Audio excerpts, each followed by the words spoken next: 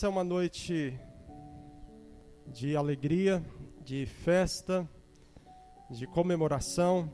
Há 64 anos atrás, essa igreja nascia, esse trabalho se iniciava, uma igreja que é pioneira nessa cidade. É a primeira igreja a se estabelecer aqui em Iporã, e ela serviu de apoio a todos os colonos que foram chegando na cidade. Então, o povo crente que vinha de longe encontrou aqui nessa igreja um local para poderem ser pastoreados, cuidados, para adorar a Deus juntos, né? Então, temos uma história aí linda que essa igreja tem contado ao longo dos seus anos.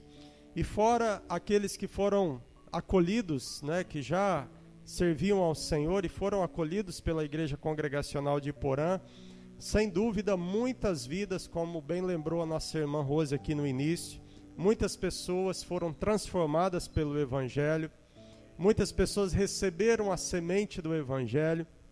Então nós podemos dizer, sem dúvida, que essa igreja está aí há 64 anos cumprindo a sua missão aqui nessa cidade. Muitos passaram, muitos se foram, muitos pastores passaram por aqui, né, e Deus agora deu a graça de eu e a minha família servir essa comunidade, essa igreja. E nós louvamos a Deus pela bênção de podermos estar aqui. Como nosso irmão João disse, eu vim da Bahia, mas não sou baiano, eu sou natural de Araçatuba, São Paulo, e eu servi ao Senhor com a minha família na Bahia por 17 anos. E agora nós estamos aqui juntos, né? Então, estamos comemorando aí esses 64 anos de bênçãos, de manifestação da glória de Deus, do poder de Deus, da palavra de Deus. E Deus tem certamente nos abençoado. Mas esses 64 anos que foram vividos não foram apenas anos de glórias, de bênçãos, né, de vitórias. Houveram dias de muitas lutas, houveram dias de muitos desafios que foram enfrentados, e assim essa igreja chegou até aqui, né? Então a igreja, ela viveu seus momentos de glória, seus momentos de calmaria, mas ela também enfrentou momentos de tempestades, momentos difíceis, momentos de lutas, momentos de imensos desafios, não é? E então é importante nós também pararmos e pensarmos nisso, refletirmos que não foi só bênção, tiveram dias terríveis, difíceis, de lágrimas, mas em meio a todos os acertos, em meio a todos, quem sabe, erros humanos, Deus está no controle. Ele é o Senhor da história. Os acontecimentos não estão fora do controle de Deus. E Ele continua controlando esse lugar que um dia Ele plantou, esse lugar que um dia Ele levantou para ser um lugar de ajuntamento do povo dele. Então Deus está no controle.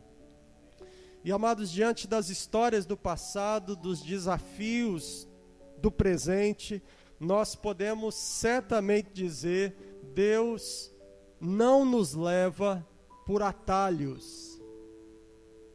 Diante da história dessa igreja, dos 64 anos de igreja congregacional em Iporã, nós podemos dizer sem dúvida alguma: Deus não nos leva por atalhos. E é sobre Deus não nos levar por atalhos, ou seja, não nos levar por caminhos fáceis, não nos levar por caminhos cômodos, não nos levar por caminhos rápidos, é que eu quero meditar com os irmãos nessa noite. E para isso, eu queria que você abrisse a sua Bíblia, lá no livro do Êxodo, segundo livro da Bíblia, Êxodo, capítulo 13,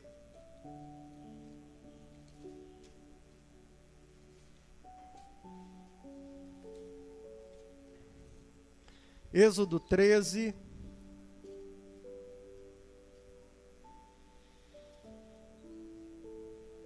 Nós vamos ler apenas o verso 17 e 18. Êxodo, capítulo 13, verso 17 ao 18, que diz: Ora, quando o faraó deixou o povo partir, Deus não o guiou pela rota da terra dos filisteus, embora esse fosse o caminho mais curto, porquanto entendeu o Senhor, para que porventura o povo não se arrependa do passo dado ao deparar-se com a guerra e volte para o Egito. Deus então fez o povo dar a volta pelo caminho do deserto, pelo Mar Vermelho, embora os filhos de Israel tivessem saído armados da terra do Egito. Feche seus olhos, vamos orar. Ó Deus de graça, Deus de amor, nós nos colocamos aqui em oração mais uma vez diante de Ti. Pedimos, ó Deus, que o Senhor nos abençoe com a Tua palavra. Pedimos que o Senhor nos visite, trazendo sobre cada coração, cada entendimento, a compreensão plena da Tua palavra, Senhor. Ó Deus, eu rogo a Ti pelo Teu povo, eu rogo para que o Senhor fale de forma profunda a cada coração, trazendo-nos, ó Deus, a revelação da Tua vontade, os ensinamentos da Tua palavra, sobretudo nesse momento, onde nós podemos olhar para trás e nos alegrar com a história dessa igreja. E, sobretudo, aqueles que têm caminhado há anos aqui, conhecem profundamente a história dessa igreja. Que eles sejam nessa noite confortados pelo Senhor, com a verdade de que o Senhor é quem governa a tua igreja, que o Senhor é quem escreve a história do teu povo e que absolutamente nada foge do controle soberano do Senhor. É o que eu te peço nessa hora, no nome de Jesus. Amém. Não apenas para os irmãos que são parte dessa igreja, alguns há pouco, outros há muito, mas que possamos aplicar essa palavra, essa verdade na nossa vida. Que possamos olhar para nós, para a nossa vida nessa noite e aplicar essa realidade. Deus não nos leva por caminhos fáceis. Ele normalmente escolhe os mais difíceis para a gente. Irmãos, o livro do Êxodo significa saída ou partida. E esse livro recebeu esse nome por conta da história central do livro, que é a partida do povo de Israel da escravidão e do sofrimento sob a mão do Egito. Então o Êxodo é saída, é partida. Ele narra a história da libertação do povo de Deus. O povo estava escravizado sob a nação egípcia e Deus os tirou daquela terra, os tirou daquela servidão. E o primeiro entendimento que nós precisamos ter é que Deus levou o seu povo escolhido ao Egito. E Deus avisou esse acontecimento muito tempo antes, quando ele chamou Abraão. E ele disse a Abraão, mesmo antes de Isaac nascer, ele disse o seguinte, isso está lá em Gênesis 15:13, ele disse essas palavras a Abraão. Ele disse, então o Senhor falou a Abraão, Abraão, sabe com toda certeza que a tua posteridade será peregrina em terra alheia, e será reduzida à escravidão, e será afligida por 400 anos. Então, quando Deus chamou Abraão, antes de Abraão gerar Isaac, antes de Isaac gerar Jacó, esse Jacó que depois Deus o chamaria de Israel, antes da nação se formar, Deus disse, eu vou levar a sua descendência à escravidão. Eu levarei o teu povo à escravidão. Então, dentro dos planos eternos de Deus, estava traçado o fato do povo de Israel viver sob um período, num contexto de escravidão. Isso estava traçado, isso estava predito, era a vontade de Deus. E no capítulo 45 de Gênesis, em meio a uma fome que durou 7 anos sobre a terra, Jacó, neto de Abraão, que teve o seu nome mudado por Deus, como eu disse há pouco, para Israel, ele desce com os seus filhos para o Egito. Ele desce com a sua família para o Egito por causa da fome, e ele é acolhido ali no Egito por um filho que ele tinha dado como morto, chamado José.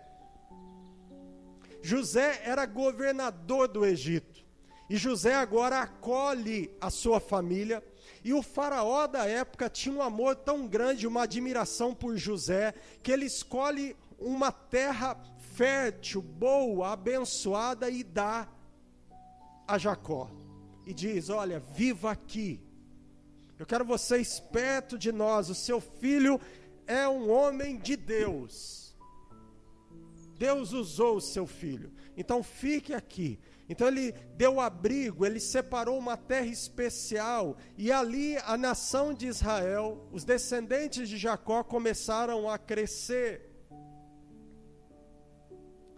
A Bíblia vai nos dizer que eram 70 almas que desceram ao Egito. 70 pessoas. E dessas 70 pessoas, no primeiro capítulo ali de Êxodo 7, 8, diz que o povo de Israel se tornou numeroso. Eles se multiplicaram sobre a terra, e aquela terra se encheu deles. E a Bíblia também vai nos dizer que depois desse povo ficar numeroso, naqueles dias se levantou um novo rei no Egito, um novo faraó, e esse faraó não conhecia José, não tinha vínculo com a família de José, não tinha vínculo com a descendência de Jacó. E aquele rei, aquele novo rei, foi tomado de um pavor, foi tomado de um medo, e ele tinha medo que aquele povo, que eram apenas 70 quando chegaram, e agora se tornaram numerosos, ele tinha medo que aquele povo tomasse o poder. Que acontecesse uma revolta, os hebreus montassem um exército e se voltassem contra os egípcios. E aquele rei teve uma ideia.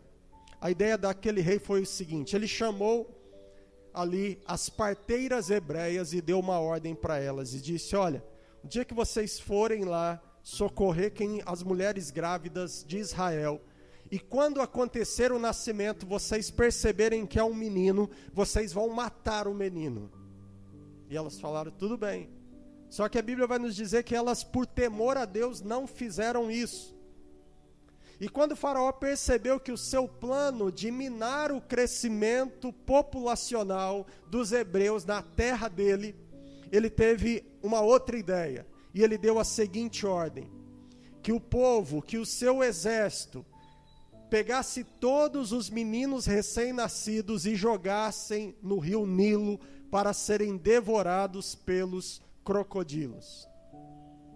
E foi exatamente nessa época que uma mulher chamada Joquebede, uma hebreia, ela concebeu e deu à luz a um menino.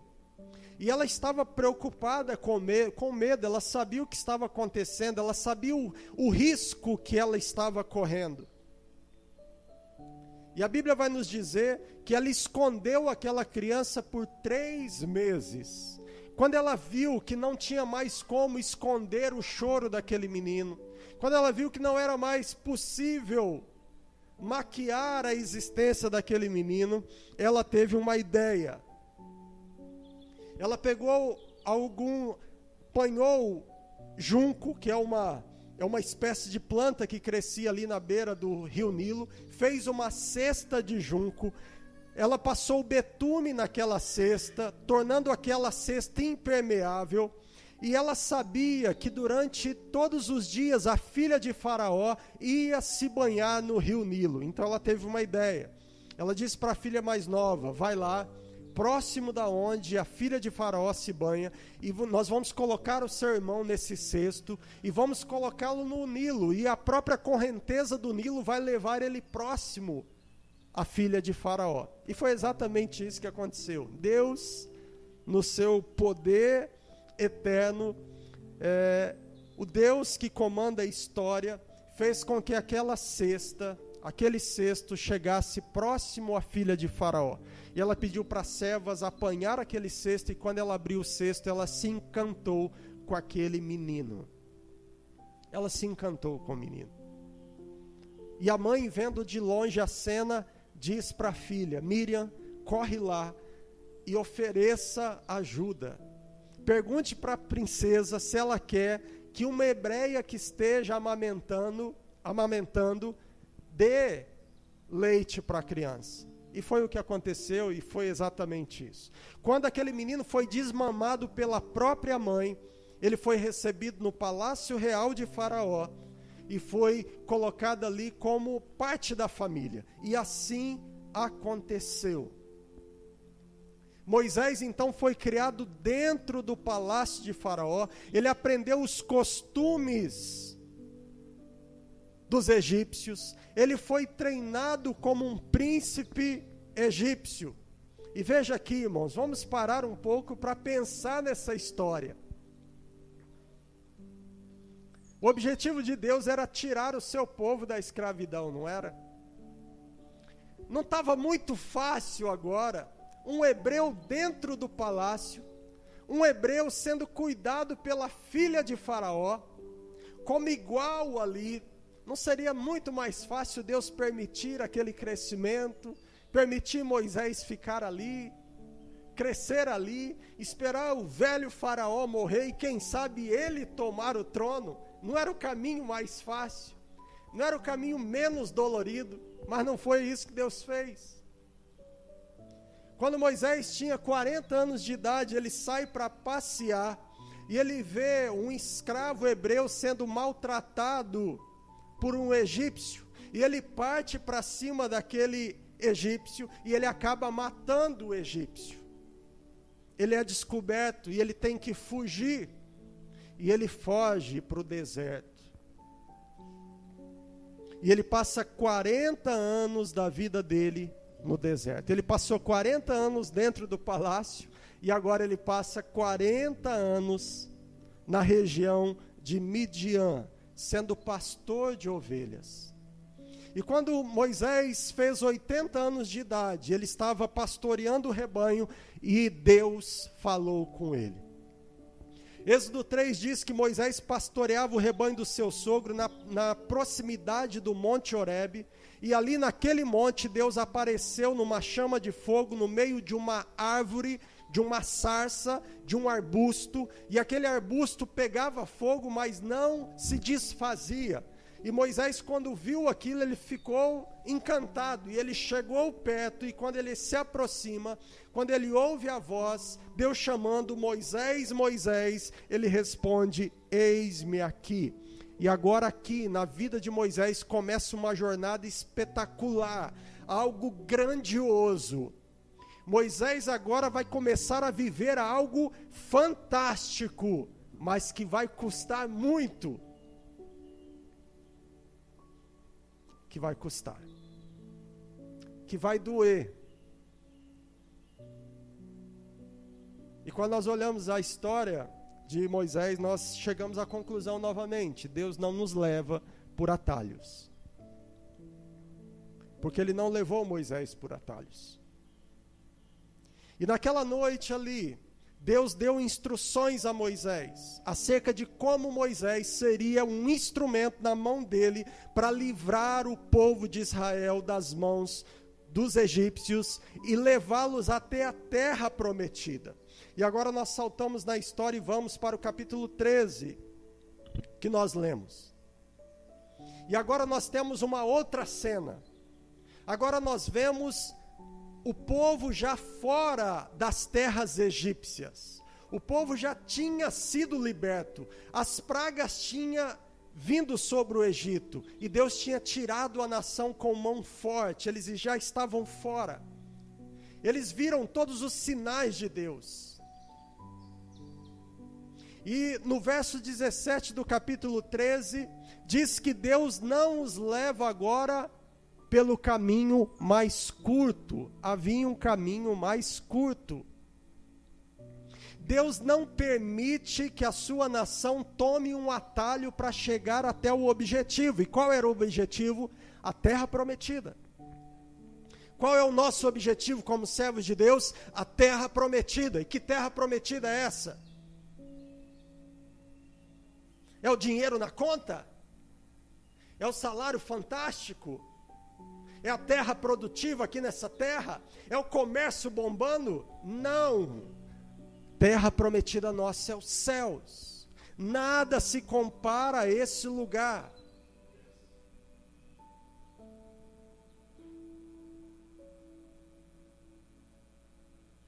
O objetivo era a terra prometida. E Deus agora olha e diz: eles não vão tomar o caminho mais rápido. E Deus fez o seu povo rodear pelo caminho do deserto. Tudo seria mais fácil se eles tomassem o atalho. Irmãos, para vocês terem uma ideia, o caminho mais curto seria cerca de 425 quilômetros de distância. É longe também, né? Se esse aqui é longe, imagina o caminho mais longe, né? Se esse era o mais curto, que dirá o mais longe? Então Deus desvia o seu povo, e nós precisamos levar algo em consideração aqui, porque Deus manda o seu povo atravessar que área? O deserto. O deserto. E o deserto é fácil, irmãos? Não é fácil, não. Você sabia